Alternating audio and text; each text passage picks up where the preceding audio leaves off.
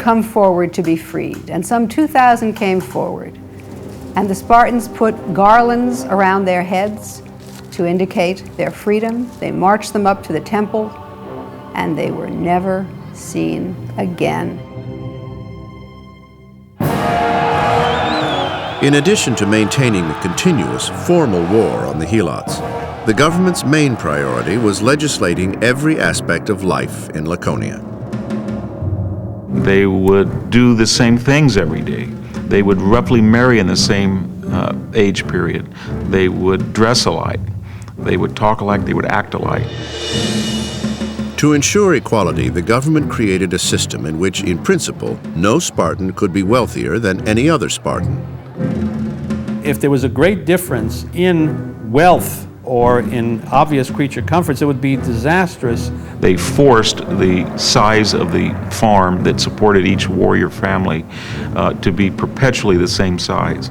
And that is only possible if you destroy a market system. And that meant there could be no money, there could be no open markets, there could be no exporting and importing. To further eliminate the need for any kind of Spartan shopping spree, all households, by fiat, were designed exactly the same. Everything was functional, plain, and identical. Spartan culture was austere. That's why we use the word Spartan to mean austere or tough today. In Sparta, it's really considered unacceptable for wealthy people to show off in the way that they dress. There is an austerity and equality. If you will, a lot of people wearing good Republican cloth coats in Sparta. Or if you think about the movement to have uniforms in our schools today, it's a similar sort of idea that clothes should not show inequality. Even the speech of the elite Laconians was required to be austere. The Spartans were trained to be men of few words. It matched the simplicity and the force of Spartan warriors. Laconic speech is good for making snap decisions on the battlefield, but it's not good for sitting back and thinking about the big picture. And that's one of the big problems that the Spartans have. To keep this system in place, Sparta's stand on foreign policy was equally laconic. Don't mix with strangers. They didn't want anybody learning too much about Sparta, and furthermore, they didn't want Spartans learning too much about the rest of the world. They wanted to preserve their customs. They wanted to preserve their nationality. And really, one doesn't preserve that by mingling with others. Basically, they never left home. And on those occasions when groups of Spartans had to be away, connected with some military thing, for some period of time, they almost always misbehaved and went crazy because they simply didn't have any way of coping with that. If all of these controls sound impossibly intrusive, they were. But government control over society was an accepted part of life in ancient Greece. When the Greeks spoke about politics, they didn't only refer to a narrow constitution, a political arrangement. They thought that a regime was about the social arrangement, the cultural arrangement, the entire way of life. And we see this built into the Spartan system. The primary means of indoctrinating Spartans into this new society would be an educational system that prepared 7-year-olds to become killing machines. The success of Sparta depended on a tightly controlled society. Over a 100-year period during the 7th century BC, Sparta invented and perfected the world's first system of social engineering. Control by the state began at birth. Inferior children were killed. Superior children were indoctrinated, trained, and molded into the kind of fighting force that could control the Helots, the enslaved people of Messenia. Once you have a small population that must enslave a large population, then each Spartan, in the Spartan view, must be qualitatively superior to every 10 or 12 Messenians. The only way they felt they could achieve that level of military excellence was to bring all of the youths in a group, give them standardized training, and do it from a very early age. When they were 7 years old, Spartan boys were taken away from home to be cared for and trained by the state. They lived in a kind of military academy called the Agogé. At age 7, the young Spartan boy enters the world of males that really will be his life for the rest of his time, for as long as he survives. Initially, he is brought into what I have sometimes called the Cub Scout troop from hell. The Agogé is 15 years long pep rally. The Spartans are being prepared to go into battle. And here an alleged saying of Patton comes to mind. Patton is supposed to have said to his men, "I don't want you to kill for me, I want you to die for me." And that's the thing about the Spartans. They are ready to die. For a Spartan boy's first 5 years in the Agogé, from age 7 to age 12, a government trainer-in-chief called a paidonomos instructed him in basic literacy and physical education. Discipline and punishment, however, were often meted out by slightly older boys.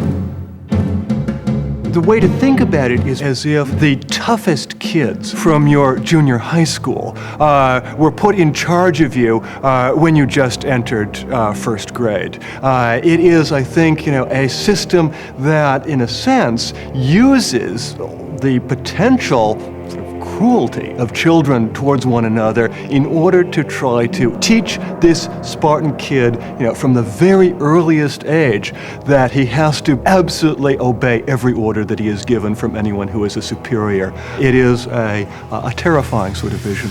The main lesson in the Agogé from day one was to toughen the boys for the hard life that lay ahead of them. The Spartan training system was clearly meant to test for weakness and to cull out weakness. And throughout his life, a Spartan warrior had to worry about being watched by his fellow Spartans. They were constantly watching him for weakness, watching to see if he is really up to speed. Again and again, the rule in the Agogé is, can you take it? How tough are you? Are you tough enough to be a Spartan male? This is a tough love system, and is more tough than love. Spartan girls also received training, but at home. She was trained from childhood to be tough, to be physically fit at any rate, to be presumably to some extent self-reliant.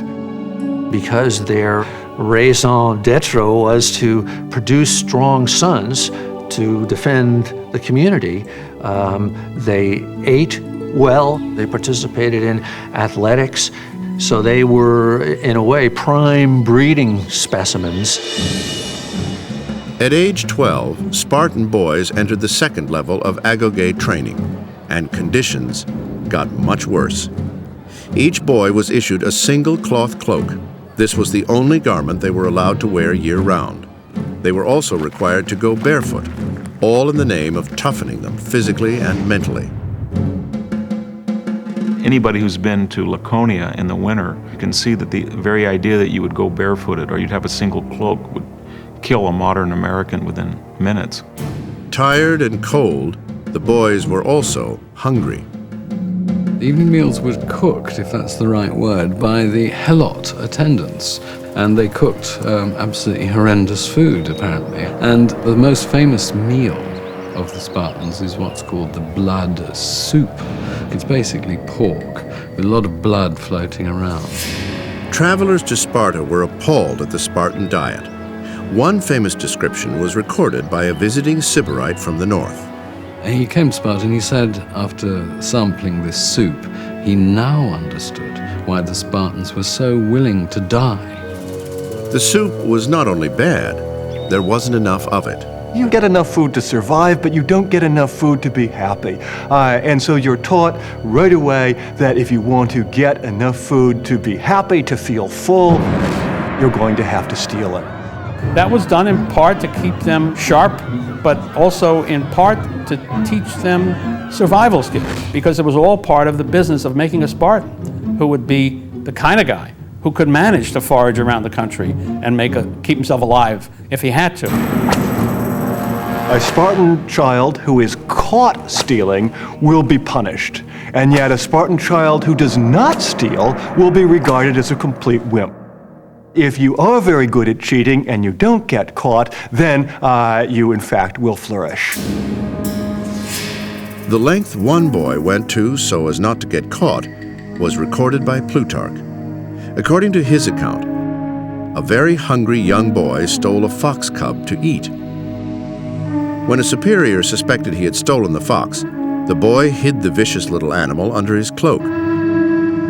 Rather than be found out, the boy let the trapped animal bite away at his flesh until he died. This was taken throughout antiquity as an example of Spartan toughness. You know, that boy had been taught to be so unflinching, to deal with pain, to be respectful to his superiors. On the other hand, he was being eaten alive from the inside. Toughening and strengthening Spartan adolescents was deemed necessary because of the kinds of battles they would one day fight. The phalanx is as strong as the weakest link. So the crucial element is to make sure that everyone is more or less equally strong, and that those who are weaker are simply eliminated. It was said of the Spartans that they were the only nation that when they went to war, things actually got easier for them. Life in the agoge was a weeding out process. Boys were continually required to pass tests of strength, flexibility, endurance, and cunning. Failure was severely punished. At the annual festival at the temple of Artemis Orthia, Spartans would gather to watch a test that might be called the grab for the cheese. The young men of Sparta divide into two groups. One group tries to steal the cheese that is piled up on the altar, and another group armed with whips try to prevent them from doing so. In that kind of melee, there are going to be occasions when people die. Much of what young Spartan males were put through seems like a forecast of the most ominous aspects of modern fraternity hazings. And indeed, there were many Spartan boys who, when the tests were over, had not passed and had died. It's a constant competition whereby everybody is being judged, graded in effect, and then there are winners who are given various advantages, various honors. So here's your Spartan. He is trained both to be like everybody else and to subordinate everything to the commonality and to be superior to everybody else. To help guide them through their training, each Spartan boy was required to take a mentor, an older man whose association with the boy continued for life. It was the responsibility of the mentor to watch out for a young boy that was in his care, to see that the training was proper, and to see that manners and character were also receiving appropriate attention. Modern scholars debate as to whether or not the depth of their friendship included a sexual relationship. In many situations in which women are excluded from participation, whether it's the military or whether it is something else, then I think the potential for even a homoerotic relationship is much higher. The expectation was that any sexual relationship that may have existed when they were young would be ended at the point in which the boy becomes an adult. But it was expected to continue as a very, very close, tight friendship. And that web of friendships of people who had been mentors and mentees or lovers was part of the glue that kept Spartan society together. So that any time the Spartan army was in battle, there would be men who had the closest possible relationship with each other of a personal kind, standing next to each other in the battle line. Question of cohesion of units, of small units, is decisive in warfare. Can you imagine anything more cohesive than a unit made up of men of this type?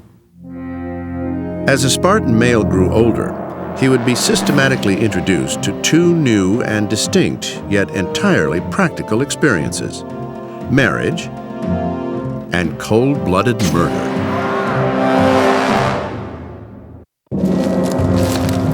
Sparta's legacy is that they not only created the idea of military discipline, but that they also perfected it through a social structure and a training program that began at age 7. By 20, most Spartan males graduated from the one system and entered another, one that would remain part of their lives until death. But before they could graduate, Spartan boys were put to one final test. The most promising students were selected to join the Krypteia, a secret security force dedicated to disposing of helots for any reason. Members of the Krypteia lived outside of Sparta, survived by their wits, and used the cover of darkness to cut throats. The Krypteia could be regarded as a readaptation of a manhood ritual. And we know of many societies where, in order to prove that you're ready to be a man, you have to achieve some particularly exceptional feat. But the Spartan version involves killing the enemy within. The Krypteia then was a way for the Spartans to take their best and the brightest and use them to make life absolute hell for the people on whom the whole Spartan society was based. If you were a particularly handsome helot, if you were a helot who was known for agricultural innovations, if you were a helot who was thought to be in any way exceptional, you had to live in constant fear that the Krypteia would find out about how you stood out and made sure that you got dead.